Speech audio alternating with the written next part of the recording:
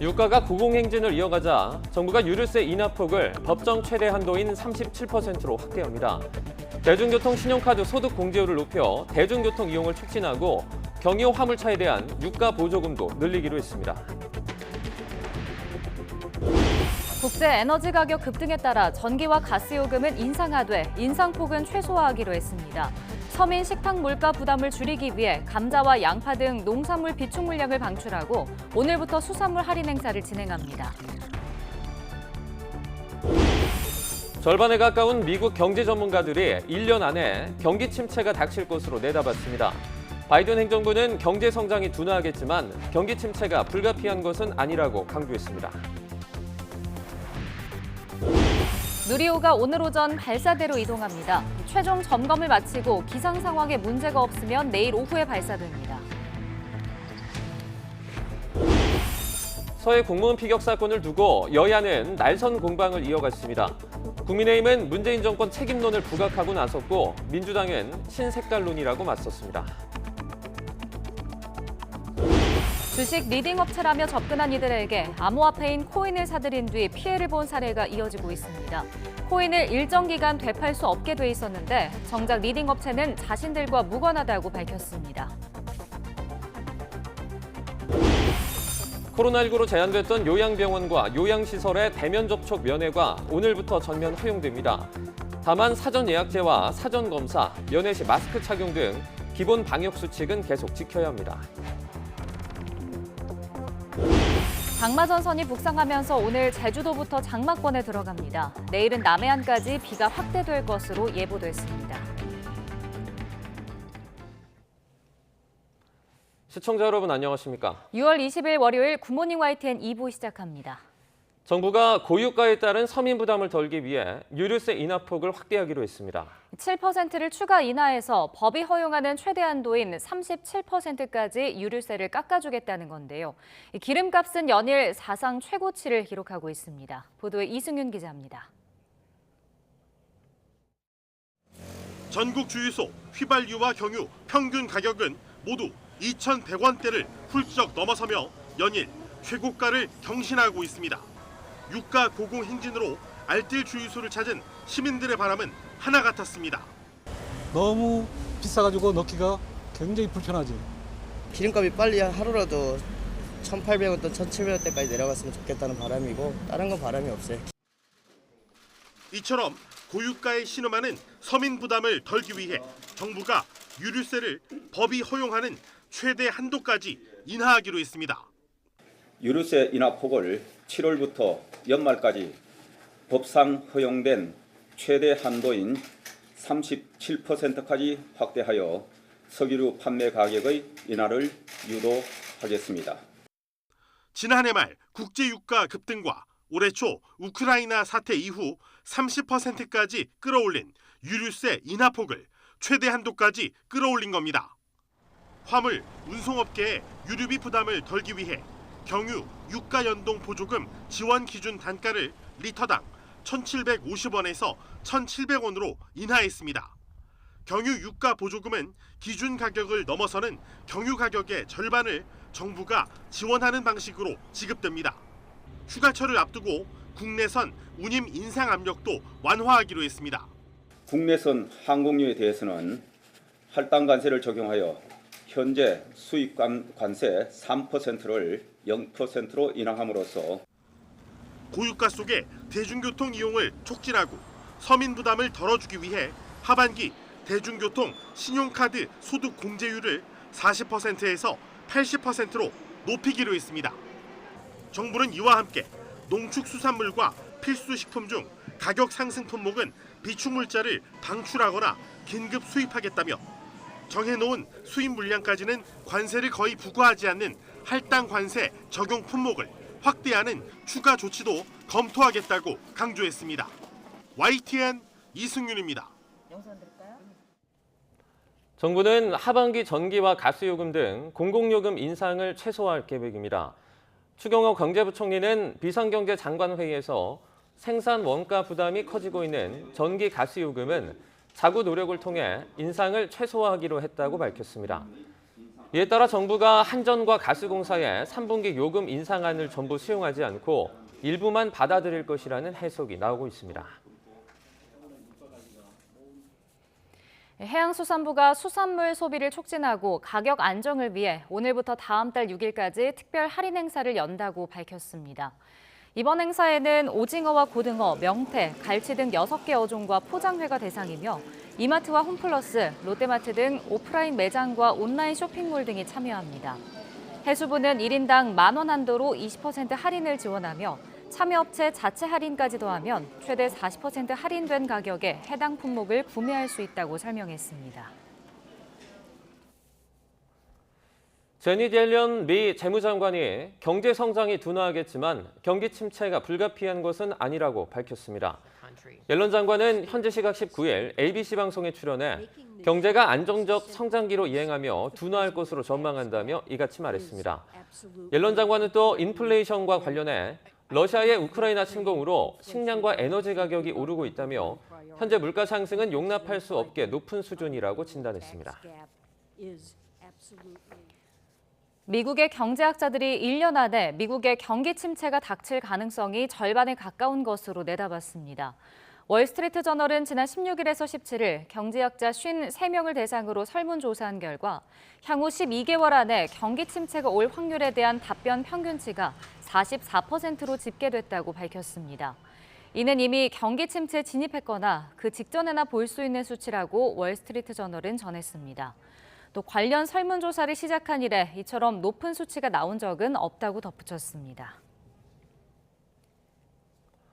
우크라이나 전쟁 등의 영향으로 식품 가격과 기름값이 폭등하면서 특히 신흥국들이 큰 어려움을 겪고 있습니다. 여기에다 미국의 기준금리 인상으로 이자 상환 부담이 커지면서 일부 신흥국의 연쇄 국가부도 사태가 우려되고 있습니다. 보도에 김영근 기자입니다. 시위대가 경찰 저지선을 뚫기 위해 바리케이드를 흔들어댑니다.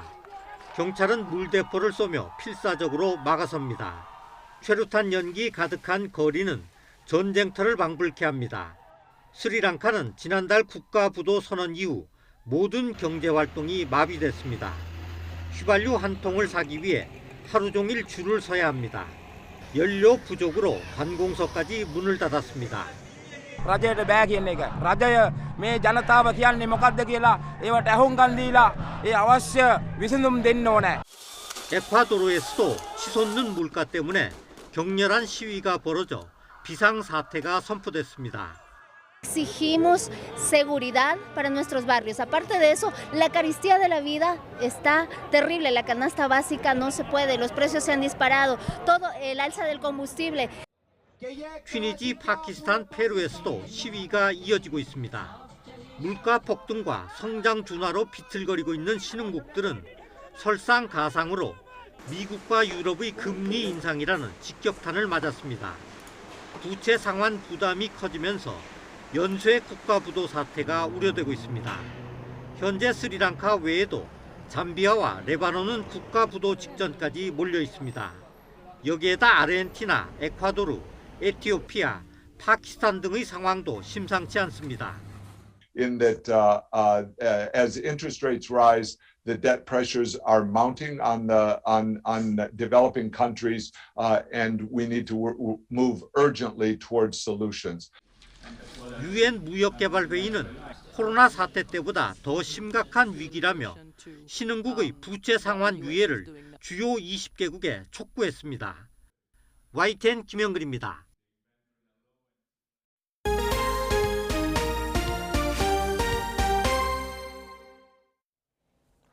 우리나라의 첫 자력 발사체 누리호가 다시 발사에 도전합니다. 오늘 아침에 발사대로 이동을 하고 내일 오후 늦게 발사에 나섰는데요. 지난주 문제가 생겼던 부품은 교체했고 다른 센서와 기체 전반에 대한 점검도 마쳤다고 합니다. 김진두 기자입니다. 발사대에 기립한 뒤 점검 과정에서 신호 이상이 발견된 누리호. 조립동으로 되돌아간 누리호의 결함 보완 작업은 예상보다 신속했습니다. 센서 신호를 전달하는 전선과 터미널 박스의 문제가 아니라 센서 자체에 이상이 생겼다는 것이 먼저 확인됐습니다. 이어 1단과 2단을 분리하지 않고 레벨 센서 내부에 코어 부품만 교체하자 신호 이상이 해결된 것입니다. 레벨 센서에 그것도 전기 쪽이 이상이 있다라는 걸 확인을 했습니다. 그래서 바로 저희가 이 전기부만 교체가 가능할지 단분리 없이 하는 도면 검토 작업을 어저께 했고, 실제 그 1기단 연결부 쪽에 작업자가 들어가서 기체에 부담이 가지도 않았고 다른 센서와 기체 전체에 대한 기계적 점검에도 문제는 없었습니다. 이에 따라 예비일인 23일 이내 재발사가 결정된 누리호는 조립동에서 이송 채비를 갖췄습니다. 오늘 오전 일찍 발사대로 이송되고 기립한 뒤 케이블을 연결해 정기적, 기계적인 재점검을 받게 됩니다. 문제가 없다면 누리호는 내일 오후 최종 발사 시각이 결정되면 카운트다운에 돌입하게 됩니다. 1차 발사 실패와 2차 발사의 2차례 연기를 거쳐 우주로의 여정에 다시 도전하는 누리호. 좋지 않은 날씨 조건을 뚫고 임무에 성공할 수 있을지 주목됩니다. YTN 김희두입니다. 누리호 재발사의 최종 변수는 날씨입니다. 오늘부터 여름 장마가 시작되기 때문인데요. 현재 예보대로라면 이송과 발사 모두 가능하지만 돌발적인 날씨 변화도 대비해야 합니다. 정혜용 기자의 보도입니다. 지난주 2차 발사가 하루 연장된 것은 바람 때문이었습니다. 이송 후 기립 과정에서 14층 높이 구조물에서 작업해야 할 연구진의 안전이 문제가 됐습니다. 예상됐던 날씨가 이송하는데 좀 어려움이 있을 수 있고, 그다음에 이송 후 발사대 기립 후 각종 엄브리칼 케이블을 연결하고 점검하는 작업에 발사대에서 작업하는 인원들의 안전에 문제가 있을 수 있다는 판단하에 발사 당일에는 낙뢰와 강풍이 발사 제한 요소가 됩니다. 바람은 평균 초속 15m, 순간 최대 풍속이 초속 21m를 넘으면 발사가 중단됩니다. 발사대 인근이나 발사체 비행 경로에 낙뢰 방전 현상이 있어서도 안 됩니다. 여름 장마가 시작되지만 현재 예보대로라면 누리호 이송과 기립, 발사에 날씨로 인한 지장은 없을 것으로 보입니다. 이송과 기립 작업이 이루어지는 오늘 우주센터는 흐리지만 비는 내리지 않습니다. 바람도 약하게 불 것으로 보입니다. 발사 당일에는 비 예보가 있지만 양이 적고 낙뢰가 발생할 정도로 강한 비는 없을 것으로 예상됩니다. 바람도 지상풍과 고층풍 모두 발사 기준 이내로 비교적 약하게 불겠습니다. 약하게 비가 내릴 가능성이 조금 높아 보입니다. 바람은 지금 현재 고기압 가장자리고 크게 지금 현재 영향을 주지는 않을 걸로 예상을 하고 있습니다. 기상청은 발사가 불가능할 정도로 상황이 악화하지는 않을 것으로 보고 있지만 장마 전선이 북상하면서 낙뢰 등 날씨의 변화가 생길 가능성이 있어 지속적인 예의주시가 필요하다고 밝혔습니다. YTN 정혜윤입니다. 서해 공무원 피격 사건을 두고 정치권에서는 휴일에도 치열한 공방이 계속됐습니다. 국민의힘은 민주당이 내로남불을 넘어 북한만 예외로 생각하는 북로남불이냐고 비판을 했고, 더불어민주당은 신색깔론적 접근이라면서 강력 대응하겠다고 경고했습니다. 김승환 기자입니다. 국민의힘 권성동 원내대표는 3일 연속 SNS에 서해 공무원 피격 사건 글을 올리며 더불어민주당에 사죄부터 하라고 촉구했습니다. 민주당이 끊임없이 정의와 인권을 강조하지만 민주당 자신과 북한만 예외라는 겁니다. 결국은 북한을 의식한 민주당의 행태다, 이렇게 볼 수밖에 없어서 제가 내로남불을 좀 빗대가지고 북로남불이라 했습니다. 북한이 하면 로맨스고 남한이 하면은 불륜이다라는 뜻으로 북로남불 아니냐. 국민의힘은 더불어민주당이 떳떳하다면 당시의 자료를 모두 공개하는 데 적극적으로 협조하면 된다는 입장입니다. 반면 더불어민주당 우상호 비대위원장은 국민의힘이 이번 사건을 다시 쟁점화하는 건 문재인 정부와 민주당의 친북 프레임을 더 씌우기 위한 신색깔론이라고 주장했습니다. 또 협력적 국정 운영보다 강대강 국면으로 야당을 압박하겠다면 강력 대응할 수밖에 없다고 강조했습니다. 민생보다는 뭔가 친북 이미지, 뭔가 북한에 굴복했다는 이미지를 만드는 소위 신색깔론적 접근이다, 이렇게 저는 규정하고 있습니다. 최순실 탄핵까지 완성시켰던 제가 이 정도의 국면을 극복하지 못할 거라고 보신다면 오판이십니다. 그러면서 지금 여당 의원들도 당시 보고를 받고 월북이라고 이야기한 적이 있다면서 국가 안보와 관련된 첩보 내용을 공개하는 나라가 어디 있느냐고 비판했습니다. 여기에 문재인 정부와 이재명 의원에 대한 이른바 보복 수사 논란도 격화되고 있습니다.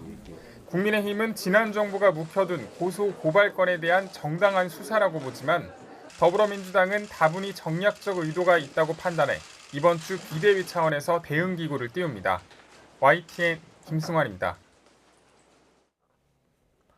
국민의힘 혁신위원회가 이번 주 최고위원회 의결을 거쳐 정식 출범할 전망입니다. 혁신위원장을 맡은 최재형 의원실 관계자는 YTN과의 통화에서 당 혁신위 구성 안건을 오는 23일쯤 최고위에 올릴 것이라면서 그 전에 외부 위원 인선을 모두 마무리할 예정이라고 밝혔습니다. 혁신위에는 최재형 위원장의 추천을 받아 3선의 조혜진 의원이 부위원장으로 합류할 예정이고 위원장을 포함해 15명으로 꾸려질 예정입니다. 더불어민주당 윤리심판원이 오늘 성희롱성 발언으로 넘겨진 최광욱 의원에 대해서 징계 여부를 논의합니다. 윤리심판원은 오늘 회의를 열고 최 의원의 발언 여부, 피해 보좌관에게 성적 수치심을 느끼게 했는지 등을 통해 징계 여부를 판단할 것으로 보입니다. 우상호 비대위원장은 어제 기자간담회에서 이와 관련한 질문에 자신에게 따로 보고하지 않아 진행 상황은 모른다면서 자율적으로 판단해 결정 내릴 것으로 안다고 말했습니다. 주식 리딩업체라며 접근한 사람에게 가상자산인 코인을 구매한 뒤 피해를 봤다는 제보가 이어지고 있습니다. 약속과 달리 코인을 일정 기간 되팔 수 없게 매도 제약이 걸려 있어서 피해자들은 애만 끓고 있습니다. 보도에 김철희 기자입니다. 경남 사천시에 사는 A씨는 지난 2월 주식 리딩업체 관계자를 통해 가상자산 코인 투자를 권유받았습니다. 관계자는 해외 거래소에 상장 예정돼 있어 수천 배까지 수익이 날 것 같다며 A씨를 꼬드겼습니다. 1000% 2000% 수익이 날 수 있으니까 쟤만 보고 따라오라 이런 식으로 이제 올 안에 뭐 사장님 하여튼 큰 돈 만지게 해주겠다. 그런데 코인을 지갑에 받고 나서야 당장 되팔 수 없다는 사실을 알게 됐습니다. 락업이라고 불리는 매도 유예 기간이 설정돼 있어 3개월에서 5개월 정도는 매도가 아예 불가능했던 겁니다. 상장될 때 버튼 누르고 팔고 나오는 식으로 저한테는 설명을 했어요. 락업이 있다고 제가 말씀드렸으면 사장님은 이거 안 했을 거 아닙니까? 이런 식으로. 경기 고양시에 사는 B씨 역시 비슷한 피해를 봤습니다. 곧 상장된다는 말만 믿고 카드 대출까지 받아 3천만 원을 투자했는데 풀린다는 매도 제한이 한 달에 10% 정도라 코인을 다 팔 수 있으려면 1년 넘게 기다려야 한다는 사실을 뒤늦게 알게 된 겁니다. 카드론 저도 장기 대출을 했는데 뭐 없으면 자동차 대출까지 모두 다 그러다가 하면 된다. 그렇게까지 할 만한 가치가 있다. 뭐 그런 식으로 거의 세뇌를 시켰죠. 현재 피해자 단체를 통해 접수된 피해 사례만 300건 정도. 미래가 불투명한 코인에 묶여있는 돈은 수십억 원에 달할 것으로 예상됩니다. 취재진은 코인을 권했다는 관계자들에게 직접 연락을 시도해봤지만 닿지 않았습니다. 지금 저희 고객 전화기의 전원이 꺼져 있습니다. 정작 리딩 업체는 본인들과는 무관한 협력사의 일탈인 것 같다고 해명했습니다. 이제 전망 같은 거는 하는데 아예 비상장 코인을 따로 뭐 매매하거나 판매하거나 아니면 그거에 대한 정보를 제공하거나 이러지는 않습니다. 전문가들은 투자를 결정하는데 매도 가능 시기는 매우 중요한 정보라면서 이를 알려주지 않는 것 자체를 사기로 볼 수 있다고 지적합니다. 1년 정도의 장기간 락업이 걸려 있다는 사실은 투자에 있어서 굉장히 중요한 부분인 것 같습니다. 그래서 그 부분을 속이고 팔았다면 그거는 사기가 될 수 있겠죠. YTN 취재가 시작된 뒤 일부 피해자들은 투자한 돈을 돌려받았습니다. 하지만 지금도 리딩업체 이름으로 또 다른 비상장 코인 판매가 계속 이루어지고 있어 피해는 계속 불어날 것으로 보입니다. YTN 김철입니다. 오늘부터 백신을 맞지 않은 사람도 요양병원을 찾아 대면 접촉 면회를 할 수 있습니다. 코로나 신규 확진자는 열흘째 10,000명 미만으로 안정세지만 방역당국은 확진자 격리 의무 해제 대신 가을 재유행 대책을 세우는 데 방점을 찍기로 했습니다. 김연아 기자가 보도합니다. 요양병원 입소자들은 가족들과 오래 생이별해왔습니다. 간혹 허용되던 대면 접촉 면회는 면회자 모두 백신 접종이 완료돼야 하는 데다 기간과 인원 제한 등 조건이 까다로웠기 때문입니다. 인원 제한이 있어가지고 다 못 들어왔어, 엄마. 하고 다른 사람 밖에서. 하지만 이제 사전 검사와 마스크 착용 등 기본 방역 수칙을 지키면 백신 미접종자도 면회가 가능합니다. 인원 제한도 사라집니다. 입소 입원자의 외출과 외박 제한도 넉 달 만에 풀립니다. 4차까지 백신을 접종했거나 2차 접종 뒤 확진됐었다면 진료 목적이 아니어도 병원 밖으로 나갈 수 있게 된 겁니다.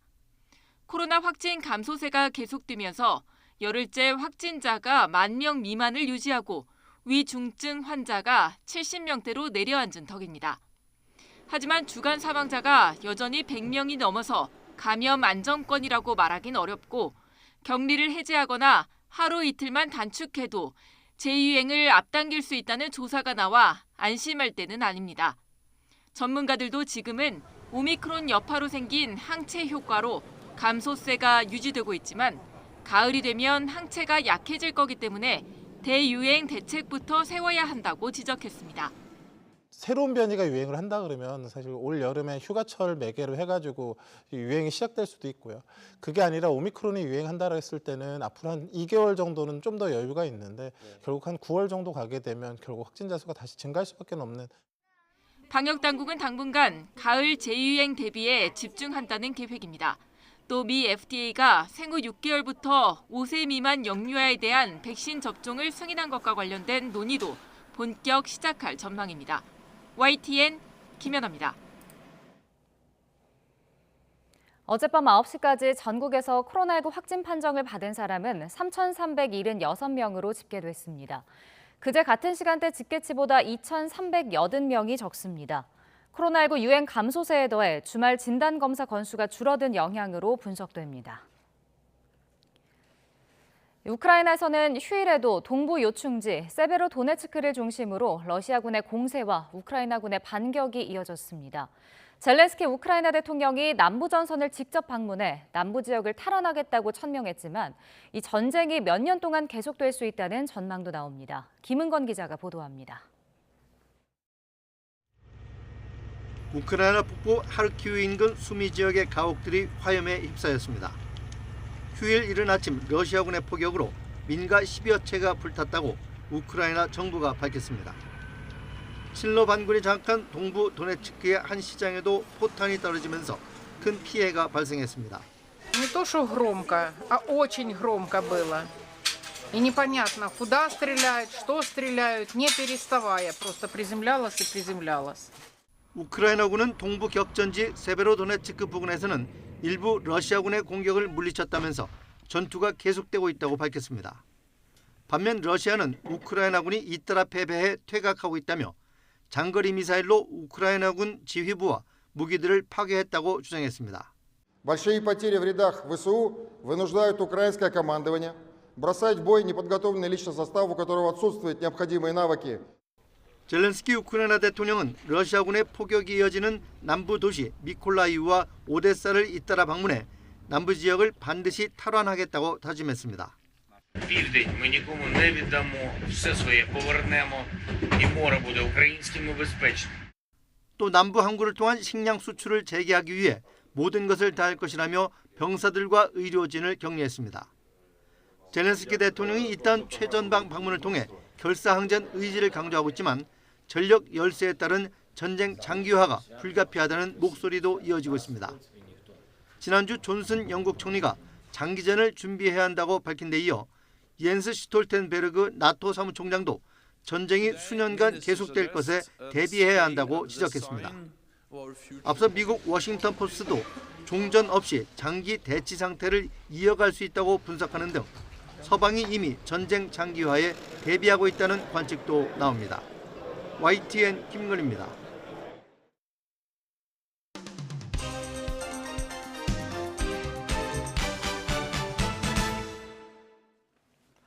네, 6월 20일 월요일입니다. 오늘 아침 신문은 어떤 소식을 다뤘는지 짚어보겠습니다. 이현웅 아나운서가 주요 내용 정리해왔습니다. 어서 오세요. 안녕하십니까. 네, 오늘 첫 기사 보도록 하겠습니다. 사진 중앙에 지금 그림들이 눈에 띄는데요. 서류 더미 같기도 하고요. 이게 뭡니까? 네, 그렇습니다. 지금 사진에 나온 서류들 보면 국회의안과 자료실에 쌓인 민생 법안들입니다. 네. 각종 법안을 담고 있는 이 서류들 처리되지 못하고 계속 쌓여만 가고 있는데요.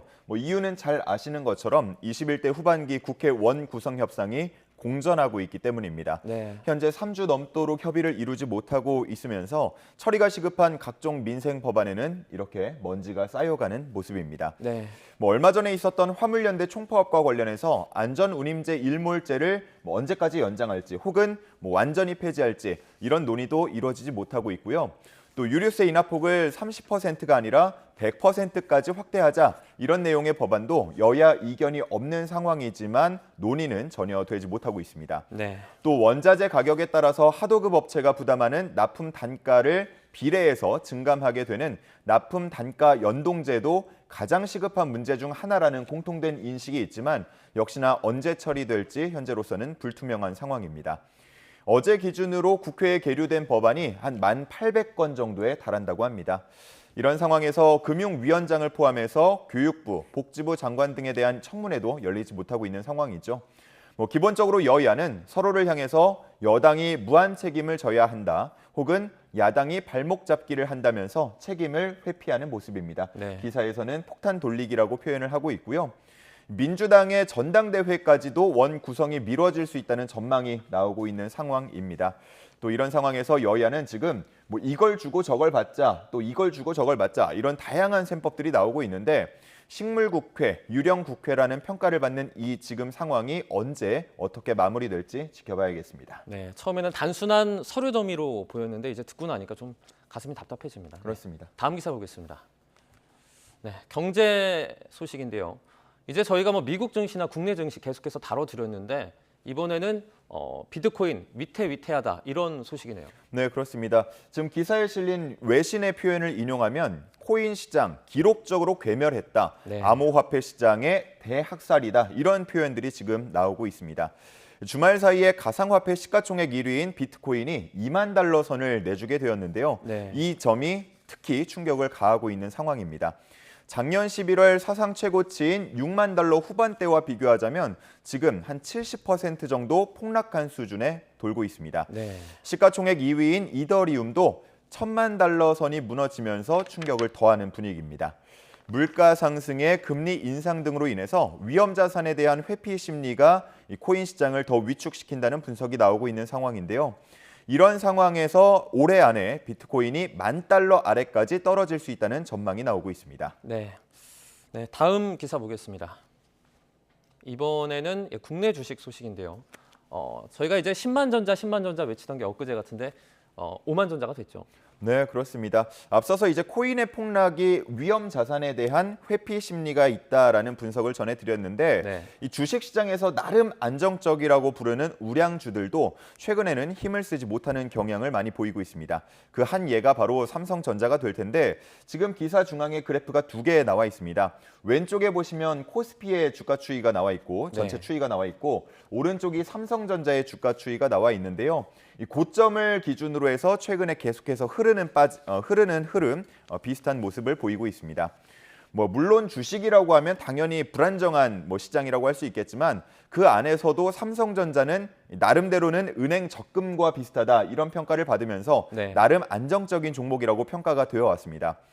그러면서 주가를 끌어올리던 작년 초까지만 하더라도 말씀하신 10만 전자 설이 나오기도 했는데 지금은 5만 원대까지 떨어져서 5만 전자 아주 충격을 더해주고 있습니다. 네. 코로나 이후에 주식을 접한 20대와 30대는 처음 보는 폭락 사태에 큰 스트레스를 받고 있다고 하는데 실제 병원에 진료를 요청하는 환자도 많아지고 있다는 기사 내용이 있었습니다. 네. 전문가들은 아무래도 투자 경력이 짧은 20대와 30대가 상승장을 많이 경험했다 보니까 지금과 같은 하락장에는 더 큰 충격을 받을 수 있다고 진단했는데 그러면서 손실을 메우려고 무리한 시도를 하지 말고 다른 일상적 활동을 통해서 주의를 환기할 필요가 있다고 조언하고 있었습니다. 네. 이제 증시라는 것이 심리적인 요인도 있겠지만 기업 자체가 또 탄탄한 게 중요하지 않습니까? 네. 다음 기사 보도록 하겠습니다. 네, 경기가 좋지 않자 이제 재계가 새로운 어떤 활로를 모색하고 있다 이런 기사네요. 네, 그렇습니다. 한겨레 신문에 나온 기사인데요. 중앙에 보면 이재용 삼성전자 부회장 그리고 최태원 SK 회장의 사진이 나와 있습니다. 네. 이재용 부회장은 유럽 출장을 마치고 돌아오는 귀국길의 모습이었고요. 최태원 회장은 지난주에 연 경영회의에 참석하는 모습인데 두 대표를 보면 무언가 표정이 다 비장해 보입니다. 네. 실제로 재계도 현재 상황을 굉장히 심각하게 바라보고 있고 앞으로도 경영 전략을 짜는데 고민이 깊어지고 있다고 합니다. 삼성전자는 내일부터 차례로 부문별 글로벌 전략회의를 열게 되는데 위기 대응 방안을 주로 논의할 거라는 전망이 나오고 있고요.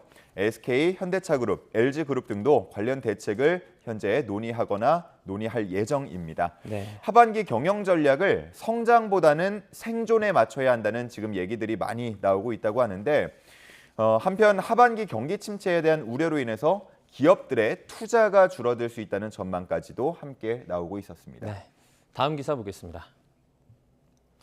네, 소비자와 보험사가 이제 백내장 보험금을 두고 분쟁하는 것이 속출할 것 같다. 이건 무슨 내용입니까? 네, 통상적으로 백내장 수술, 실제 진료 시간과 관계없이 입원 치료로 인정이 되어 왔습니다. 네. 그런데 최근 대법원 판단이 나왔는데요. 실제 수술이 2시간 정도만 걸려서 통원 치료로 봐야 한다는 2심 판결을 그대로 확정했습니다. 네. 그러면서 업계의 분위기가 다소 달라지고 있는데 일단 보험사는 이 판결 반기는 분위기입니다. 실손보험 적자폭을 늘리는 주요 원인 중 하나가 바로 다초점 렌즈를 사용하는 백내장 수술이라고 봤던 건데요. 네. 관련 지급금을 보면 2018년에 약 2,500억 원, 2020년에는 약 6,500억 원, 꽤 많이 증가했는데 작년에는 1조 원도 넘어섰다고 합니다. 네. 이렇게 매년 급증하고 있다 보니까 보험업계는 증상의 경중과 관계없이 고가의 다초점 렌즈 삽입술을 권하던 관행이 이번 판결로 인해서 개선될 것이라고 보고 있었습니다. 하지만 소비자들은 보상 대상인 줄 알고 가입을 했는데 이제 와서 이 제한을 하게 되면 치료를 꺼리는 환자도 생길 거라면서 우려의 목소리를 전하고 있었습니다. 네. 또 이번 판결은 특정 개인의 사례일 뿐 백내장 환자 모두가 입원 대상이 되지 않는다는 건 아니라는 소비자 측 변호사의 의견도 함께 실려 있었습니다. 네, 다음 기사 보겠습니다. 네, 최근에 저희가 고독사 관련해서 종종 전해드리기도 했는데요. 관련된 실태조사가 진행이 됐나 보죠? 네, 맞습니다. 서울시가 최근에 주거 취약 지역에 사는 중장년 이상 1인 가구에 대한 실태조사를 벌였는데요. 네. 6만여 명 정도 조사가 됐는데 약 60%에 가까운 3만 6천 명 정도가 고독사 위험군으로 나타났습니다. 네. 이들이 1인 가구가 된 이유로는 이혼이 43.9%로 가장 많았고요. 가족이 있긴 하지만 연락을 주고받지 않는 경우도 꽤 많았다고 합니다. 고독사 특수청소업체 관계자의 얘기도 실려 있었는데요. 고독사로 생을 마감하는 이들 중 상당수가 쪽방이나 반지하 등에 사는 혼자 사는 중장년 남성층이었다고 합니다. 이에 대해서 한 사회복지학과 교수는 중장년 남성들은 자신이 성공적인 가장의 역할을 다하지 못했을 때 스스로를 실패자로 낙인 찍으면서 좌절감을 느끼는 경우가 많다고 분석했습니다. 서울시는 고독사 위험군에 대해서 모니터링을 확대해 나갈 계획인데요. 그중에 한 방법이 스마트 플러그를 이용하는 방법이라고 합니다. 네. 이 집에 스마트 플러그를 설치해서 전력량과 조도를 감지하는 건데 평소보다 급격하게 적게 전력을 쓰거나 아니면은 조도가 낮아지면 무언가 문제가 생겼다고 보고 조치를 취하겠다는 계획입니다. 네. 조사자 중 절반이 장애나 질병을 갖고 있다는 응답도 있었는데요. 고독사 문제가 더 심화되지 않도록 지자체의 적극적인 정책 노력이 필요하다는 의견들 나오고 있습니다. 네, 다음 기사 보겠습니다. 네, 즐거운 소식이 하나 들려왔죠. 18살의 이제 천재 피아니스트 임윤찬의 소식인데요. 유명한 콩쿠르에서 최연소로 우승을 했다고요. 네, 그렇습니다. 반 클라이번 국제 피아노 콩쿠르에서 우승한 임윤찬 피아니스트. 이 대회 60년 역사상 최연소 우승자가 됐습니다. 네, 대단합니다. 2004년생으로 이제 만 18세인데요. 부상으로 10만 달러, 우리 돈 약 1억 3천만 원 정도를 받게 됐고요. 한 3년 정도 월드 투어 기회 등도 보장받게 됐습니다. 네. 이 클래식계에는 그런 얘기가 있었습니다. 1984년생인 임동혁, 1994년생인 조성진, 그리고 이번에 2004년생인 임윤찬이 나오면서 10년 주기로 천재 계보를 이어가게 됐다. 뭐 이런 얘기들이 현재 나오고 있는데요. 네. 보통 우리가 천재라고 하면 뭐 3살, 4살부터 피아노를 마스터했다 이런 얘기들 많이 하지 않습니까? 네. 그런데 이 이윤찬 피아니스트는 7살 때 동네 상가에 있는 피아노 학원을 시작으로 피아노를 쳤다고 합니다. 네. 11살 때부터 점차 두각을 나타냈더니 해외 유학 경험 한 번도 없이 이번에 대형 사고를 치게 된 건데요. 주변 사람들의 이야기를 들어보니까 이 이윤찬 피아니스트 유일한 관심사가 피아노와 음악뿐이라고 합니다. 네. 마치 과거에서 온 시간 여행자 같다는 얘기까지 하고 있는데 실제로 우승 후에도 향후 피아니스트로서 어떤 야망을 갖고 있냐는 질문을 받으니까 그냥 산에 들어가서 피아노만 평생 치면서 살고 싶다는 그런 얘기를 했다고 합니다. 네. 그저 자신의 음악이 얼마나 성숙했는지 확인해보기 위해서 이번 콩쿠르에 나오게 됐다고 하는데요.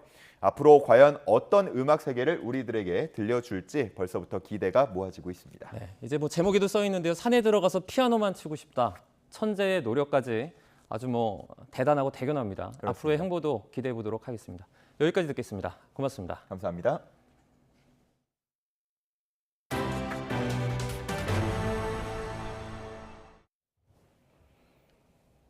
네, 프로야구에서 롯데가 짜릿한 역전극으로 선두 SSG의 4연승을 저지했습니다.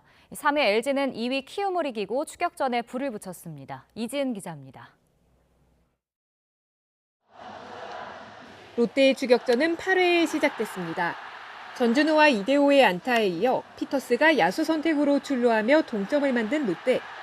한동희와 정복은, 한태양의 뜨거운 방망이로 비기닝을 만들면서 역전승을 거뒀습니다. 저랑 같이 초중고 같이 배터리 한 친구거든요. 그래서 뭐 성향을 또 잘 알고 있었고 또 적극적으로 저랑 승부할 것 같아서 더더욱 초구를 노렸습니다. 요키시와 플러코의 팽팽한 투수전이 벌어진 키움과 LG의 대결. 홈런 배송으로 뜨거운 관심을 모은 이정우가 시즌 11호 홈런포를 터뜨립니다. 최은성의 솔로포로 따라붙은 LG는 연장 10회 석점을 뽑아내며 승리를 가져왔고 2위 키움을 바짝 따라붙었습니다. 저희 열심히 해서 원하는 목표 그리고 원하시는 순위까지 끌어올리겠습니다. 강백호는 13경기 만에 첫 홈런포를 신고했습니다. 알포드가 나란히 마수거리 홈런포를 기록하고 선발 소영준이 호투한 KT는 두산의 대승을 거뒀습니다. 저는 많이 연결을 해줘야 될 것 같아서 홈런보다는 많은 출루를 목표로 하고 있어요. 1회에 실책을 연발한 하나는 NC에 져 8연패 늪에 빠졌습니다. YTN 이지은입니다. 중국의 이른바 한류 제한령에도 불구하고 그룹 방탄소년단 BTS 멤버 B의 중국 팬클럽이 BTS의 새 앨범을 하루 45억 원어치나 구매하면서 뜨거운 열기를 보여줬다고 홍콩 언론이 보도했습니다. 사우스차이나 모닝포스트 신문은 BTS가 지난 10일 앨범 프루프를 발매하자 중국 소셜미디어 웨이보에 있는 BTS 멤버 B의 팬클럽이 당일에만 17만 장, 금액으로는 45억 원어치를 공동 구매했다고 전했습니다. 이 신문은 또 이 같은 수치가 같은 팬클럽에서 3년 전에 진행한 BTS 앨범 공동 구매 행사 때보다 2배가 늘어난 것이라고 설명했습니다.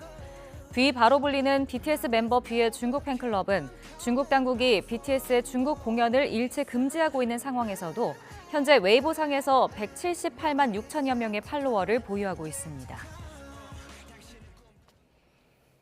테슬라의 최고 경영자 일론 머스크가 현대차의 미국 전기차 시장 점유율과 관련해 잘하고 있다는 칭찬 댓글을 남겼습니다.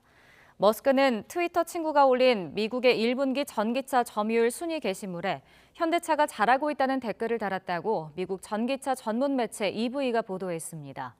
현대차는 미국 전기차 시장에서 점유율 9%로 75.8%인 테슬라에 이어 2위를 기록하고 있습니다. 미국 시장에서 현대차의 1분기 전기차 판매량은 1년 전보다 241%가 증가했고 당기순이익도 1조 7,800억 원으로 17% 늘었습니다. 오늘도 30도 안팎의 무더위가 기승을 부리겠습니다. 오늘 서울의 한낮 기온 30도로 어제보다는 5도가량이 높겠고요. 폭염주의보가 내려진 대구는 34도 선까지 크게 오르겠습니다. 오늘도 하늘에는 구름이 많이 지나겠습니다. 오후에는 강원 남부와 충청 이남지방 곳곳에 소나기가 지나겠고요. 제주도는 오늘 저녁부터, 남해안은 내일 새벽부터 장맛비가 내리겠습니다. 현재 기온 살펴보도록 하겠습니다. 현재 서울 기온은 22.1도, 대전은 22.3도, 부산은 22.4도를 보이고 있습니다. 영남과 전남 내륙에는 폭염특보가 계속되는 가운데 오늘 서울의 한낮 기온은 30도, 대전은 33도, 대구는 34도 선까지 오르겠습니다. 한편 누리호 이송이 예정된 오늘 나로 우주센터는 흐린 가운데 바람만 약하게 불겠고요. 발사 당일인 내일은 비 예보가 들어있기는 하지만 현재 예보대로라면 날씨로 인한 문제는 크지 않을 전망입니다. 지금까지 날씨 정보였습니다. 고공행진하는 물가에 금리까지 올라가고 있는 미국에서는 경기 침체 가능성을 두고 절반에 가까운 경제 전문가들이 1년 안에 닥칠 것으로 볼 정도로 우려가 커지고 있습니다. 바이든 행정부 관료들은 고용 등 경제 지표가 탄탄하다며 경기 침체를 피할 수 있다고 방어하고 나섰습니다. 워싱턴에서 강태욱 특파원의 보도입니다. 월스트리트 저널이 기준금리 0.75%포인트 인상 직후인 지난 16일에서 17일 경제 전문가 53명을 대상으로 설문조사했습니다. 1년 안에 경기 침체가 올 확률에 대한 답변 평균치가 44%로 집계됐다고 밝혔습니다. 지난 2005년부터 해온 관련 조사에서 거의 가장 높은 수치라고 설명했습니다. 특히 올해 말 미국의 소비자 물가지수 전망치는 평균 6.97%로 4월에 5.52%를 훌쩍 넘어섰습니다. 올해 말 기준금리 예상치도 이번 조사에서는 3.315%로 크게 높아지면서 다음 달에도 인상이 불가피한 것으로 내다봤습니다. 치솟는 물가와 높아지는 금리로 경기 침체 가능성이 커지고 있다고 본 겁니다. The more the Federal Reserve raises interest rates, the more of a headwind that's going to be on the economy, and that will increase the risk of either a sharp slowdown or an outright recession. 바이든 행정부 경제 관료들은 경기 침체를 피할 수 있다고 설파하고 있습니다. 제닛 옐런 재무장관은 불가피한 것은 아니라며 경제가 안정적 성장기로 접어들 것이라고 강조했습니다. 특히 탄탄한 노동시장을 근거로 들었습니다. The labor market is recovered and we have reached full employment. It's natural now that we expect a transition to steady and stable growth. But I don't think a recession is at all inevitable. 브라이언 디스 백악관 국가경제위원회 위원장도 CBS와 폭스뉴스에 잇따라 출연해 물가를 안정시키기 위한 추가 노력이 잇따를 것이라며 선을 그었습니다. 그러면서 이들 관료는 소비재에 대한 대중 관세 인하나 유류세 한시 면제 등을 검토하고 있음을 시사했습니다. 워싱턴에서 YTN 강태욱입니다. 정부가 고유가에 대응하기 위해 유류세 인하폭을 37%까지 추가로 확대했습니다. 추경호 부총리 겸 기획재정부 장관은 정부 서울청사에서 비상경제장관회의를 열고 고유가에 따른 서민 부담을 덜기 위한 조치를 긴급히 시행하겠다며 이같이 밝혔습니다. 법이 허용하는 최대 한도인 37% 유류세 인하는 다음 달부터 연말까지 적용됩니다. 3분기 전기요금 결정을 앞두고 정부의 고심이 깊어지고 있습니다. 한전의 경영 상태를 보면 전기요금 인상이 불가피한데 정부는 물가 상승세를 감안해 인상을 최소화하겠다는 입장입니다. 이 때문에 내일로 예정된 전기요금 발표 시점이 미뤄질 수 있다는 관측이 나오고 있습니다. 보도에 박홍구 기자입니다. 전기요금은 연료비 변동분을 반영해 분기마다 정하도록 돼 있는데 한전은 지난 16일 3분기 연료비 조정 단가 최대폭인 3원 인상안을 통보했습니다. 그러면서 국제 에너지 가격 급등에 따른 경영 상황을 고려해 전기요금 제도 전반을 손보자고 정부에 요청했습니다. 정부는 한전이 제출한 자료를 바탕으로 전기요금 인상 여부와 폭등을 결정해 오는 21일 발표할 예정입니다. 지난 1분기 7조 8천억 원 적자라는 최악의 경영 상황을 고려하면 전기요금 인상이 불가피하지만 정부는 인상폭을 최소화하겠다는 입장입니다. 국제 에너지 가격 급등으로 생산 원가 부담이 가중되고 있는 전기, 가스 요금은 뼈를 깎는 자구 노력 등을 통해 인상을 최소화하겠습니다. 공공요금 인상이 소비자 물가에 악영향을 주기 때문에 한전의 요구를 그대로 받아들이지는 않겠다는 의미로 해석됩니다. 지난달 전기와 도시가스 등 공공요금은 1년 전보다 9.6% 오르며 2010년 이후 최고 상승률을 기록했습니다. 이 같은 공공요금 인상은 지난달 소비자 물가 5.4% 급등의 주요한 원인으로 작용했습니다. 더구나 3분기에는 휴가철로 인해 에너지 수요가 늘기 때문에 물가 상승세가 더욱 가속화할 수 있어 한전의 요금 인상안을 수용하기가 쉽지 않은 상황입니다. 하지만 한전의 경영 악화는 결국 국민 부담으로 이어진다는 점에서 현행 전기요금 제도를 개선해야 한다는 주장도 설득력을 얻고 있습니다. 따라서 정부가 전기요금 인상 여부 결정 시점을 미루고 근본적인 개선책을 찾기 위해 내부 협의를 조금 더 이어갈 것이란 전망이 나오고 있습니다. YTN 박홍구입니다. 사회적 거리두기가 풀리면서 카드 사용액이 1년 전보다 10% 넘게 늘어나는 등 소비가 되살아날 조짐입니다. 다만 연일 치솟는 물가와 높은 금리가 소비 회복에 걸림돌로 작용할 것으로 보입니다. 보도에 강희경 기자입니다. 평일 오후인데도 서울역이 기차 타려는 사람들로 가득합니다. 올해 초 연휴를 앞두고 한산하기만 했던 분위기와는 대조적입니다.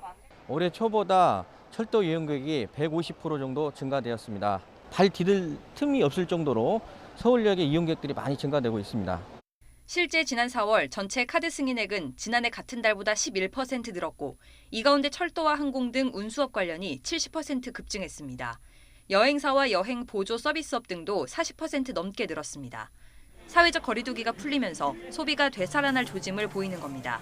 코로나19 이후 비대면 중심으로 전환되었던 생활 방식이 점차 정상화되면서 고령층을 제외한 경제 주체들의 소비 활력이 전반적으로 확대되었습니다. 소비 여력도 회복세입니다. 실질적인 주머니 사정을 보여주는 지표인 1인당 가계 총처분 가능 소득은 지난해 8.6% 늘었습니다. 문제는 고물가와 고금리입니다. 연일 치솟는 물가에 선뜻 지갑 열기가 쉽지 않은 데다 소비액이 늘어나더라도 실질적인 소비의 질은 떨어질 수 있습니다. 전반적인 물가 상승에 따라서 국민들의 구매력이 감소하고 실질 소득이 감소하면서 사실상 실질 소비는 오히려 감소하고 소비의 질 역시 떨어지고 있는 것으로 판단됩니다. 또 기준금리가 계속 올라 대출이자 부담이 늘어나면 소비 심리는 위축될 수밖에 없습니다. 하반기 소비가 우리나라 경제 성적을 좌우할 거란 전망도 나오고 있어서 소비가 본격적인 회복세에 접어들 수 있을지 주목됩니다. YTN 강희경입니다.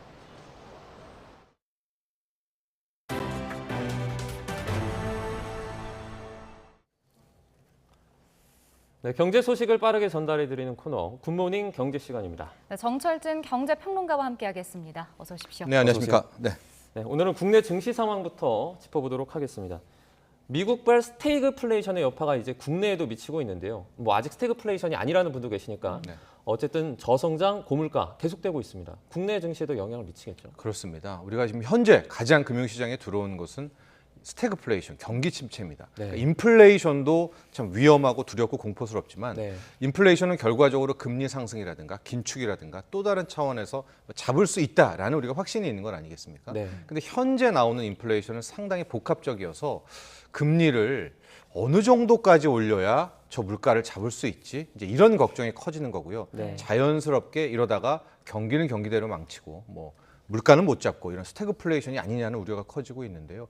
큰 틀에서 보면 지금 전 세계 금융시장은 고점 대비 이제 20%가 넘게 떨어지는 약세장에 진입을 했습니다. 이 코스피도 마찬가지인데요. 올해만 놓고 보겠습니다. 우리 코스피의 전고점은 3,316이었는데 연초 이후에 거의 3,000선에서 출발했었죠. 2,977. 코스피 같은 경우에는 마이너스 18% 하락. 코스닥은 22% 지금 하락을 하고 있어서 현재 뭐 개인 투자자들의 계좌는 열어보기가 무서울 정도다라고 볼 수가 있겠고요. 뭐 이런 상황에서 수급도 만만치가 않습니다. 외국인 투자자들이 지금 한국 주식을 뭐 마치 무슨 큰 문제라도 있듯이 내다 팔고 있기 때문에 우리들이 느끼는 체감의 저 급락 정도는 훨씬 더 크다고 볼 수 있겠습니다. 지금 뭐 그래픽으로 보셨지만 코스피가 18% 연초 대비 지금 떨어졌잖아요.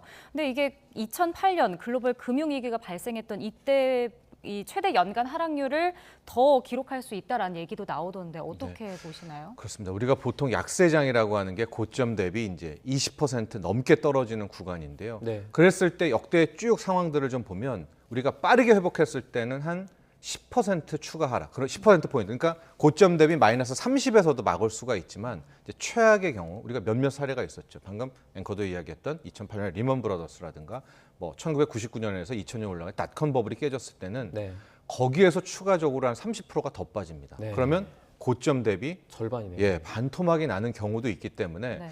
시장은 항상 최악을 두려워하잖아요. 그러니까 이러다가 혹시 가장 나쁘다는 거기까지 가는 것 아니야? 이런 두려움이 현재 남아 있는 겁니다. 네. 이제 국민 주식으로 불리는 삼성전자 주식이요. 5만 전자로 이때 추락을 했습니다. 네.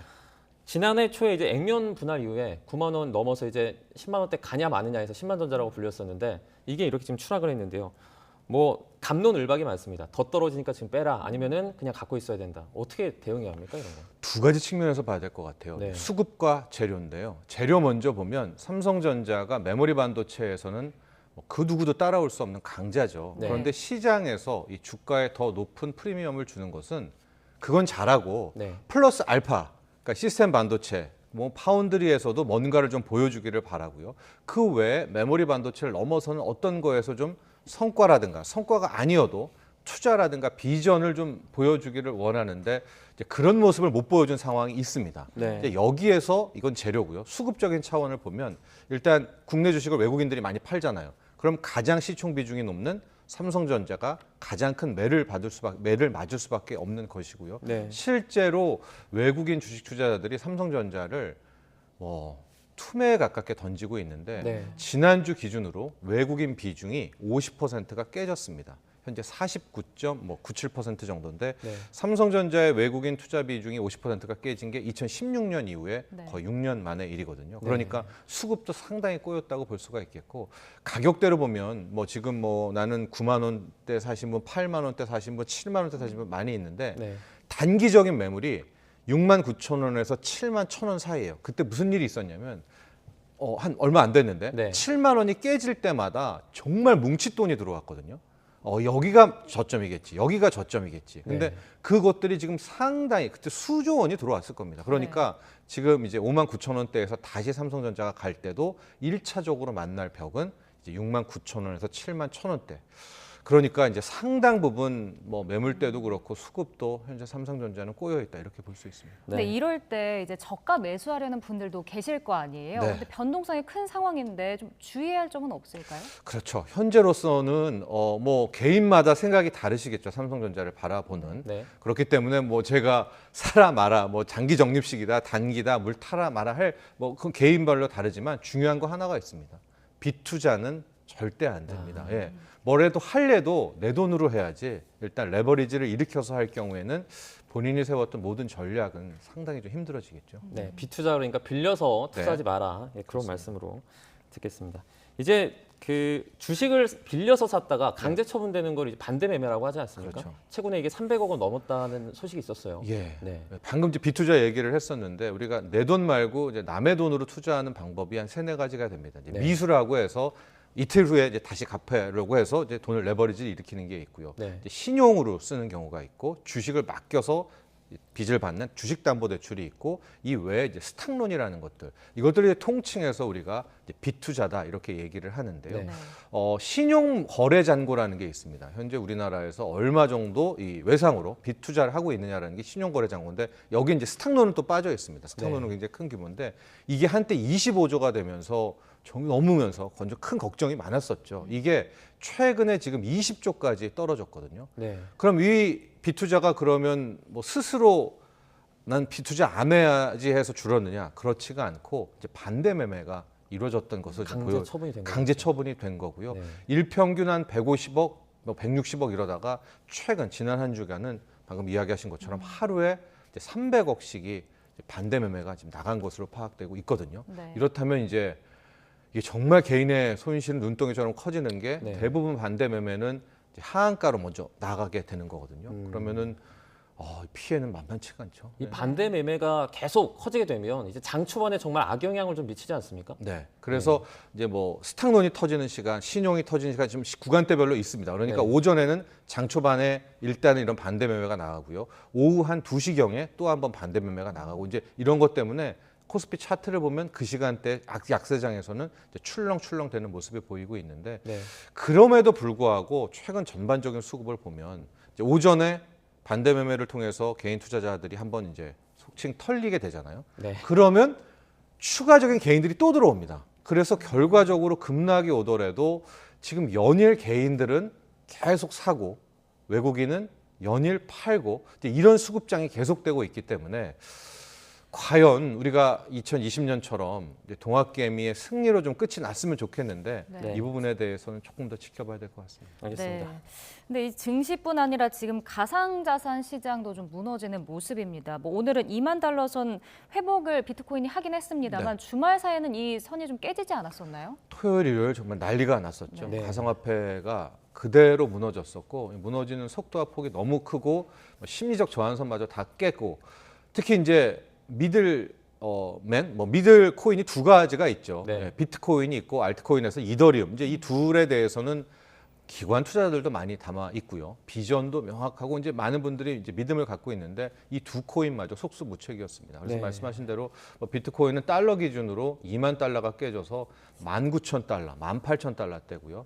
이더리움도 1,000달러가 이제 깨졌었는데 일단 현재 시각은 이제 급반등을 해서요. 둘 다 비트코인은 2만 달러가 현재 시각으로 회복이 돼 있고 네. 이더리움도 1,000달러로 돌아오게 됐었는데 이 역시도 기술적인 분석을 보면 우리 2017에서 18년 넘어갈 때 한번 1차 가상화폐 광풍이 불었지 않습니까? 네. 이제 그때의 고점이 이제 비트코인 같은 경우가 이제 2만 달러, 2만 1,000달러, 2만 3,000달러 요 언저리입니다. 그렇기 네. 때문에 이제 깨도 이 부분에서 다시 올라오고 깨도 올라오고 한번 치열한 전투가 있을 겁니다. 네. 깼다가도 올라오고 또 하나 비트코인 같은 경우에 선물 시장도 있기 때문에 일방향으로 무너지진 않을 거예요. 또 중간중간에 이제 싸움이 있을 것 같은데 과연 비트코인은 이제 심리적 저항선이라고 하죠. 이제 2만 선을 지켜낼 수 있는가? 또 이더리움도 1,000달러를 정말 안정적으로 지켜낼 수 있는가가 또 하나의 코인 시장에도 관건이 될 것 같습니다. 비트코인이 이제 채굴형 코인입니다. 그러니까 컴퓨터 그래픽 카드로 이걸 채굴을 하는 건데 이게 전기가 상당히 많이 들잖아요. 네. 가격이 이렇게 떨어지다가 보면 가격 단가가 맞지 않아서 이제 채굴을 중단하는 경우도 생길 수가 있습니다. 이렇게 되면 어떻게 되는 겁니까? 그렇죠. 이제 저도 이제 코인이 과연 인플레이션을 해치할 수 있는가 없는가 이런 거 주제로 토론에도 나가서 토론도 하고 했었는데 네. 이제 과연 코인이 인플레이션을 해치할 수 있는가 없는가 저는 초점이 방금 얘기하셨던 이제 채굴에 맞추고 있습니다. 네. 채굴이라는 것은 전기료가 들고요. 그 외에 비용이 들지 않습니까? 이제 이 비용이 과연 코인을 채굴했을 때 얼마 정도의 비중을 차지하는가? 쉽게 생각하면요. 네. 우리 종이지폐 10,000원짜리의 원가 개념입니다.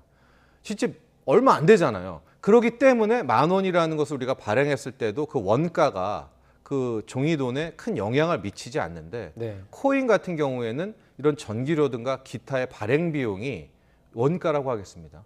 크게 차지하게 되고 이것이 급등하게 되면 이게 요동을 치게 된다면 큰 틀에서 우리가 코인에 대해서 바라보는 통화로서의 가치는 완전히 사라지는 건 아니겠습니까? 네. 그래서 저는 이제 물가가 오르는 또 전기료가 오르는 인플레이션의 영향을 받을 것이다라는 쪽이었었는데 또 그렇지 않다는 쪽도 많이 있습니다. 네. 채굴형이 아니라 지분형 코인도 나오고 있고요. 코인도 진화한다라고 이야기는 하고 있는데요.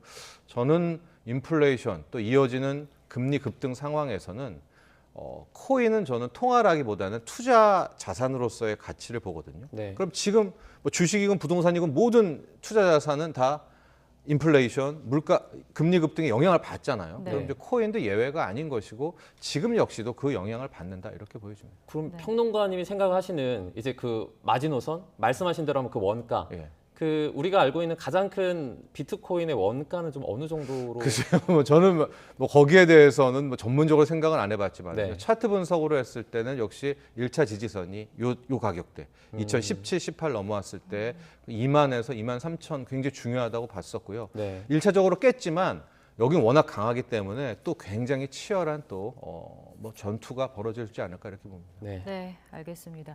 자, 이렇게 가상자산이 좀 폭락을 하면서 대체 불가 토큰이죠. NFT가 거래가 좀 줄었는데 이 크립토 윈터 여파가 옮겨가는 것 같아요. 어떻게 그렇죠. 보시나요? 이것도 예견된 일입니다. 우리가 돈이 많을 때, 유동성이 넘칠 때는 별의별 걸 다 할 수도 있죠. 이제 앞으로 가상세계 메타버스에 대해서도 고민할 수 있고요. 네. 메타버스 세계에서의 일종의 지적재산권 그런 거에 대한 NFT 토큰에 대해서도 미리 좀 내가 사두자. 그럼 우리가 이 가상세계에 갔을 때는 이제 또 다른 지적재산권을 확보하는 게 아니냐. 그래서 NFT도 돈이 많을 때야 화랑이죠. 그런데 이제 인플레이션이라는 건 결과적으로 돈이 많아서 생겼지만 이제 금리 급등과 함께 돈이 줄어듭니다. 네. 당장 점심 밥값이 10,000원에 해결됐던 것이 20,000원으로도 해결이 안 된다면 뭐 그런 좀 우리가 저런 희망적인 세상, 그 세상이 나쁘다는 것도 아니고요. 네. 뭐 메타버스라든가 NFT 혹은 관련한 기술들이 계속 나올 겁니다만 돈이 가지를 않는다는 거죠. 네. 돈은 현실에 있는데 더 많이 쓸 수밖에 없고요. 자연스럽게 현재로서는 NFT의 거래액도 폭감하게 되는 그런 상황이 된 겁니다. 그러면 글로벌 경제가 이렇게 계속 불확실하다면 이런 뭐 가상화폐, 뭐 생태계도 그렇고 NFT도 위축이 계속 될 수밖에 없겠네요. 그렇죠. 그러니까 두 가지로 나눠봐야 될 것 같아요. 네. 투자와 기술인데요. 뭐 저는 이런 와중에서도 메타버스의 기술, 뭐 인공지능의 기술, 나아가서 우주항공의 기술 여기에 대해서는 계속 발전이 있겠죠. 네. 다만 투자라는 것, 또 투자와 관련된 시세라는 것은 미리 주지 않았나 이렇게 바라보고 있습니다. 네. 이게 NFT라는 말이 어쨌든 기술적으로 또 발전을 해야 될 텐데 네. 이게 말 그대로 대체 불가 토큰이지 않습니까? 근데 최근에는 뭐 사기를 떠나서 NFT에 대한 해킹이나 거래소 관련된 해킹 사례도 종종 나오고 있습니다. 네. 기술 자체에 대한 어떤 문제 제기도 나오고 있거든요. 그렇죠. 그러나 이제 우리가 정반 합의라고 해서요. 그런 문제가 또 터져야 그거를 깨는 또 하나의 기술이 나오면서 네. 그쪽 세계가 더 공고해지는 것이고요. 가상현실이라는 것은 글쎄요. 이제 뭐 피할 수 없지 않나? 제 아이들은 이미 이제 그쪽 세계로 또 다르게 가지 않나라고 보고 있어서 네. 저는 그 기술이라든가 그 세계에 대해서는 부정하지 않지만 다만 시세라는 것은 좀 다릅니다. 우리가 철도 버블도요. 철도 세계가 왔잖아요. 네. 근데 시세는 올까 말까 하는 그 초반부에 다 주면서 버블을 만들거든요. 항상 뭐 새로운 세계에 대한 새로운 기술에 대해서의 가격 변동은 이제 그런 모습을 보이는 것 같습니다. 네, 알겠습니다. 자, 어제 정부가 비상경제 장관회의를 처음으로 열고요. 민생물가 안정 대책을 내놨는데요. 일단 그래픽 보면서 좀 이야기를 나눠보겠습니다. 네. 자, 유류세 인하 현행 30%인데요. 자, 보시는 것처럼 37% 법정 최고 한도인 37%까지 좀 내리기로 했습니다. 이게 체감 효과는 어느 정도 있을지가 궁금해요. 그렇죠. 이제 있겠죠. 추가적으로 또 인하를 했으니까. 근데 네. 두 가지가 좀 도와줘야 됩니다. 첫 번째는 국제 유가 자체가 안정되거나 네. 떨어지거나 해야지 국제 유가가 유류세 감면폭 이상으로 또 올라 버린다면 체감 효과는 당연히 떨어지는 거겠고요. 또 하나가 이제 보너스로 환율입니다. 네. 환율 원화 강세죠. 우리는 이제 원유를 사와야 되니까 그게 좀 많이 도와줘야 체감적으로는 즉 원화 강세가 좀 나와야 아마 정부의 이번 유류세 추가 할인 인하가 더 체감 효과가 크게 나오지 않을까 이렇게 봅니다. 네. 이제 물가에 또 영향을 크게 미치는 것이 최저임금일 텐데 네. 우리나라 최저임금 시간당 지금 9,160원입니다. 네. 일본이랑 비교를 해보니까 전국 단위 일본의 어떤 시간당 그 최저임금보다 저희가 높아요. 예. 우리나라가 더 높은데 이제 기사가 나오는 게 얼마 안 있으면 도쿄 기준으로보다 우리나라가 더 높아질 것이다. 이런 기사도 나오고 있습니다.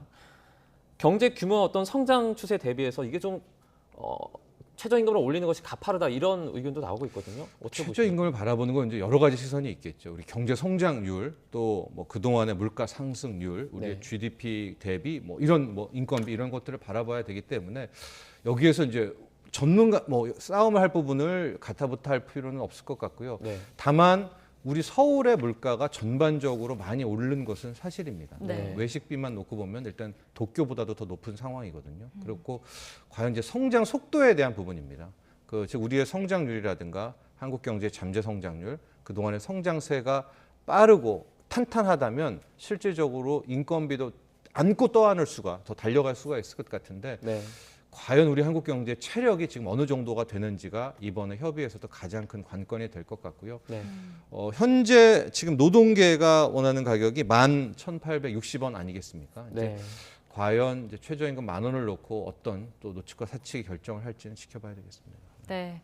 자, 이번에 국제유가 이야기를 좀 해보겠습니다. 고공행진을 이어오다가 이번 주말 사이에는 좀 큰 폭으로 하락을 했는데 8주 만에 내려간 거예요. 근데 안정세로 접어들었다고 봐야 할지 아니면 일시적으로 봐야 할지 어떻게 보시나요? 현재로서는 일시적으로 봐야 되는 게 맞습니다. 네. 왜냐하면 유가가 수급적으로 뭐 하나 풀렸다는 소식은 없거든요. 가령 산유국이 증산을 했다던가 미국에서 이제 자체적으로 쉐일 오일을 비롯해서 뭐 소위 말하는 채굴량을 시출량을 늘렸다든가 이런 수급적으로 떨어질 요인은 없는데 항상 원유라는 것은 우리가 현물로 뭐 드럼통을 주고받는 건 아니지 않습니까? 선물을 거래하는 것인데요.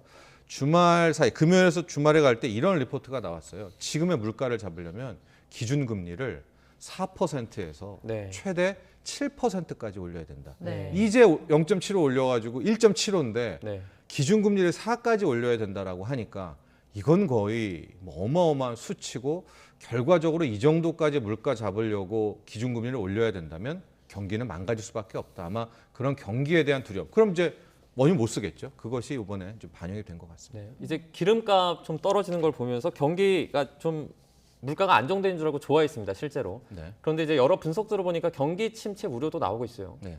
그래도 원유 유가가 떨어지는 게 더 좋습니다. 네. 현재로 유가 하락 때문에 경기 침체 걱정 이건 필요 없고요. 네. 어서 빨리 원유가 WTI 기준으로 배럴당 100달러가 팍 깨져야 네. 그래야 그 다음 달에 나오는 소비자 물가 상승률도 팍 떨어지게 되는 것이고요. 네. 그래야 지금 나오는 긴축도 속도를 늦추게 되는 것이고요. 여러 가지가 좋기 때문에 하나만 보면 뭐냐. 유가가 빨리 배럴당 100달러를 깨지기를. 이거 깨져 놓고 그다음 경기에 대한 판단하는 것이 또 맞지 않나 이렇게 생각합니다. 알겠습니다. 여기까지 듣겠습니다. 경제 이슈 정철진 경제평론가와 함께 얘기 나눠봤습니다. 오늘 고맙습니다. 고맙습니다.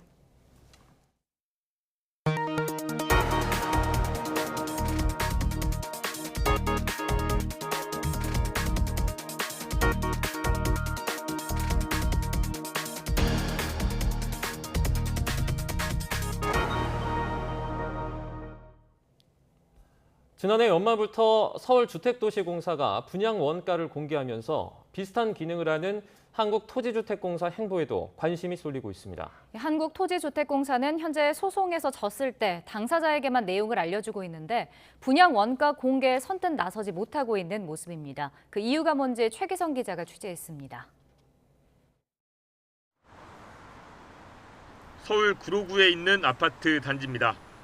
서울주택도시공사 SH는 이 아파트 전용 면적 84제곱미터 한 세대를 4억 2,300만 원에 분양했는데 분양 수익으로 6,700만 원을 벌었습니다.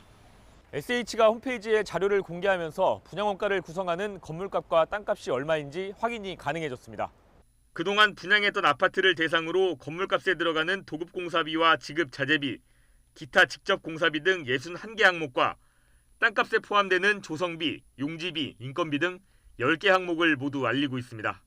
분양 가격하고 모델하우스만 보고 청약하고 분양을 하니까 실질적으로 좀 공급자 위주로 지금 공급을 하고 있으니까 저희가 좀 이런 부분에서 어떤 참고 자료로 쓸 수 있게끔 하고 반면 유사 업무를 하는 한국토지주택공사 LH는 분양받은 사람 가운데 이의를 제기한 소수에게만 소송 결과에 따라 자료를 보여줍니다. 지금까지 제기된 소송 9건 가운데 LH는 8건을 패소했는데 불필요한 사회적 논란 등을 고려해 비공개 기조를 이어왔다고 설명합니다. 분양원가를 공개하면 분양가 적정성 논란이나 민간주택 건설 위축, 주택 품질 저하 같은 일이 생길 수 있다고 말합니다. 적정 분양가가 얼마인지 사회적 합의가 없는 만큼 분쟁과 갈등이 불가피하다고도 강조합니다. 건설사 역시 LH 입장과 궤를 같이 합니다. 대형 건설사 관계자들은 현재 시장 상황이 고분양가 때문이 아니라면서 시장 혼란만 유발할 것이라고 주장합니다. 또 현장마다 조건과 환경이 다른데 단순하게 원가로 비교하는 게 합리적이냐고 반문했습니다. 전문가 사이에서도 분양원가 공개를 둘러싼 의견은 온도차를 보입니다. 민간 영역으로 확대하면 기대 효과가 있다는 의견이 있는가 하면 시장 안정 효과를 기대할 수 있습니다만 현재는 민간 시장 전반으로의 공개 내역 확대나 정보 공개 수준의 확대가 좀 요구되고 수요자들이 다양한 정보를 통해서 적정 가격 판단을 하는 데 도움을 받을 것으로 보입니다. 부동산 시장 안정에 큰 도움을 주진 못할 것이라는 관측도 나옵니다. 각 아파트마다 품질 차이가 발생할 수 있기 때문에 공사 원가를 그대로 비교하는 것은 적절치 못할 수 있습니다. 부동산 시장을 안정시키는 방안으로 삼기에는 이건 역시 충분치 못할 수 있습니다. LH 측은 여러 사항을 고려해서 정부와 협의해 공개 여부를 결정하겠다고 밝혔습니다. YTN 최기성입니다. 윤석열 대통령이 취임한 지 꼭 40일 만에 용산 대통령실 입주를 기념하는 이른바 집들이가 열렸습니다. 윤 대통령은 용산이 서울의 중심이 되도록 노력하겠다며 감사 인사를 전했는데요. 함께 참석하기로 했던 김건희 여사는 다른 일정을 이유로 오지 않았습니다. 박소정 기자입니다. 구름이 햇빛을 가린 휴일 오후. 대통령실 앞 잔디마당이 시끌벅적합니다. 아이들과 함께 온 가족, 직장인들, 장터를 연 소상공인들까지. 용산청사 입주를 기념해 열린 주민 초청 행사, 이른바 집들입니다. 잔치가 한창인 가운데 모습을 드러낸 윤석열 대통령은 취임식 무대 배경에 걸렸던 그림을 그린 어린이들과 만나고 대통령님이 야생동물들을 위한 나라를 만들어주셨으면 좋겠어요. 그림이 아주 멋진데? 벼룩시장에서 물건을 사며 주민들과 사진을 찍기도 했습니다. 이렇게 먹기 시작하면 끝도 안도 없는데. 감사합니다. 국내로 망명한 아프가니스탄 특별 기여자들을 격려한 뒤 인사말에서는 지역 주민에게 감사 인사를 전했습니다. 용산이 또 서울에서 이제 중심지로 발돋움하고 있지만 용산이 더욱 멋진 서울의 중심으로 발돋움할 수 있도록 저희도 노력하겠습니다. 고맙습니다. 행사에 맞춰 대통령 2층 주 집무실 입주도 계획돼 있었지만 공사가 예정보다 지연되면서 집무실 공개는 이뤄지지 않았습니다. 한남동 관저 공사도 한 달가량 더 걸릴 것으로 보입니다. 이번 주민 초청 행사에는 애초 김건희 여사도 함께할 예정이었지만 따로 챙겨야 할 일이 생겼다는 이유로 당일의 일정을 취소했습니다. 앞서 권양숙 여사를 만날 때 지인 동행 논란 등이 불거지면서 김정숙 여사와의 만남 등은 비공개로 진행했다가 뒤늦게 알려졌는데 이런 논란을 의식한 것 아니냐는 해석이 나옵니다. 제2부속실을 부활시켜야 한다는 목소리가 계속되고 있지만 대통령실은 윤 대통령 공약이었던 만큼 현재로는 만들 생각이 없다고 거듭 선을 그었습니다. 부속실 직원들이 김 여사 수행 업무를 겸하고 있는데 이것으로 충분하다는 입장입니다. YTN 박소정입니다. 우크라이나 전쟁이 장기화하면서 시민들의 몸과 마음도 피폐해지고 있습니다. 하지만 다양한 형태로 위로와 치유의 과정을 거치면서 다시 일어서고 있습니다. 김선희 기자가 보도합니다. 군인들이 전사자 유해가 담긴 관을 옮기고 헌화하며 마지막 조의를 표합니다. 우크라이나 국영TV 기자였던 고인은 전쟁에 참여해 젊은 나이에 목숨을 잃었습니다. Ну, чисту святу Україну, про порядність. Незалежність. І нехай ця жертва, яка прийшла сьогодні в нашу країну, вона буде не безкоштовною, нехай вона буде недаремною. 전쟁의 상처가 깊게 패인 우크라이나 사람들은 힘겹게 몸과 마음을 추스리고 있습니다. 미사일 공격으로 폐허가 된 건물 앞에서 졸업 앨범 사진을 찍는 학생들. 시련을 극복하고 다시 일어날 수 있다는 마음으로 카메라 앞에 섰습니다. Який є, і він не згасав ніколи. Це було важко емоційно, проте ми намагалися триматись, і я думаю, що у нас вийшло це.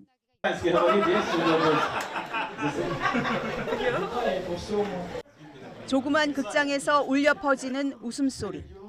아직도 전쟁이 끝나지 않았지만 코미디언의 개그에 잠시나마 씨름을 잇습니다. This is the only way. This is the only way to save your mental health in war, as I suppose, because I don't have money for a psychotherapist, and a lot of Ukrainians don't have money for psychotherapists. 전쟁의 참상을 고스란히 보여주는 전시회는 시민들을 다시 한 마음으로 뭉치게 합니다.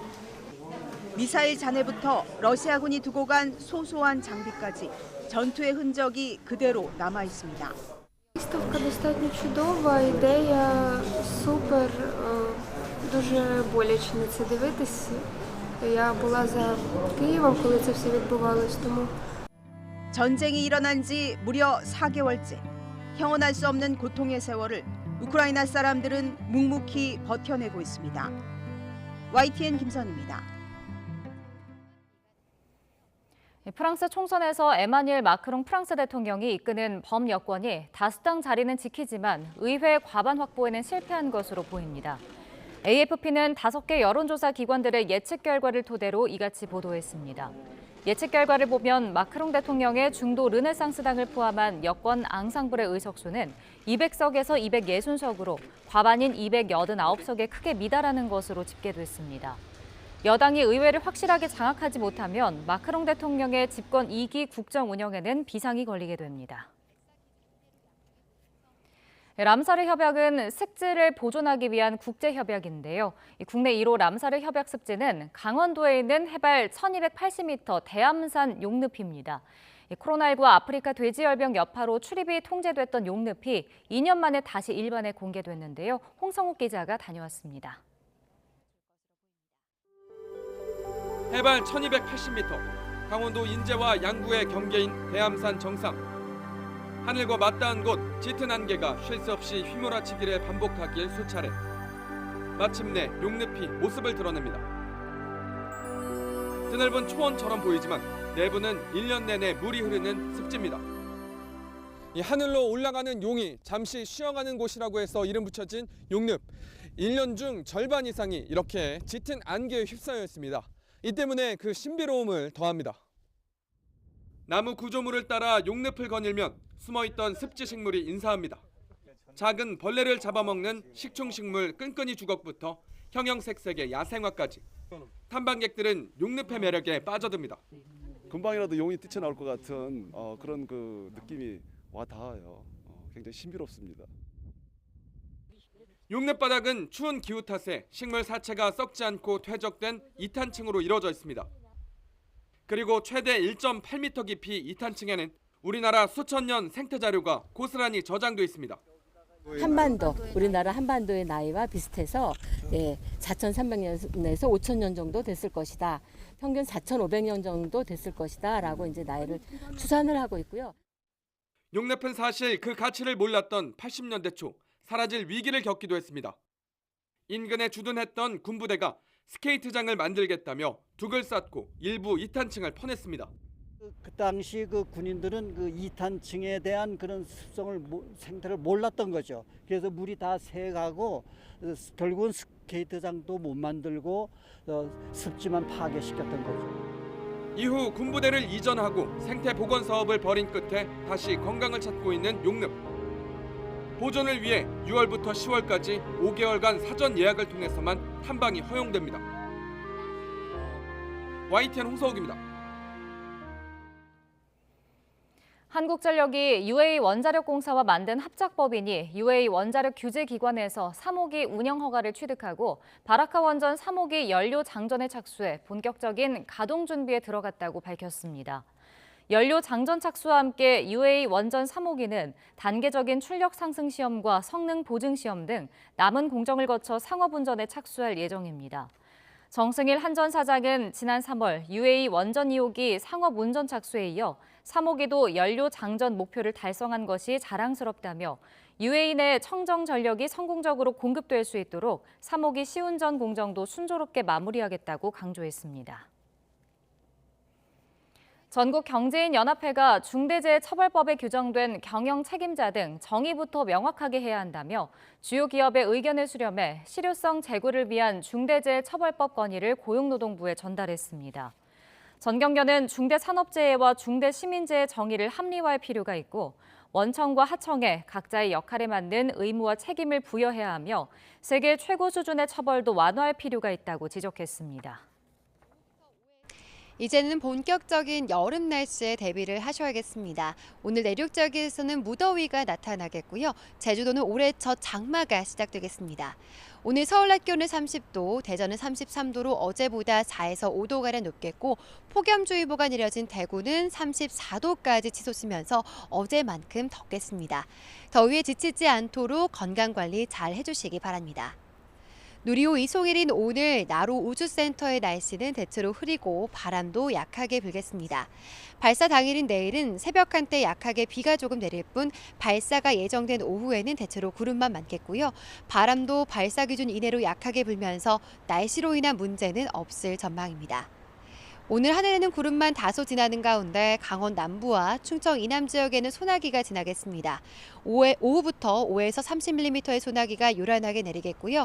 저녁에는 제주도에 올여름 첫 장맛비가 내리겠습니다. 장마 전선은 내일 새벽 남해안 지역에도 약하게 영향을 줄 것으로 보입니다. 현재 기온 살펴보면 서울 22.5도, 부산은 22.4도로 어제와 비슷하거나 조금 높습니다. 한낮에는 30도를 웃도는 무더위가 나타나겠는데요. 영남과 전남 내륙에는 폭염특보가 계속되는 가운데 서울 30도, 광주 33도, 대구는 34도까지 오르겠습니다. 주 후반에는 충청 이남 지역까지 장마권에 들 것으로 보입니다. 비 피해가 없도록 대비를 잘 해주시기 바랍니다. 오늘 아침까지 서해안과 내륙 곳곳으로 안개가 짙게 끼는 곳이 있겠습니다. 출근길 교통안전에 각별히 주의해 주시기 바랍니다. 지금까지 상암동 야외 스튜디오에서 YTN 홍나신입니다. 월요일 아침 굿모닝 YTN은 여기까지입니다. 잠시 후 뉴스라이더가 방송됩니다. 시청해주신 여러분 고맙습니다.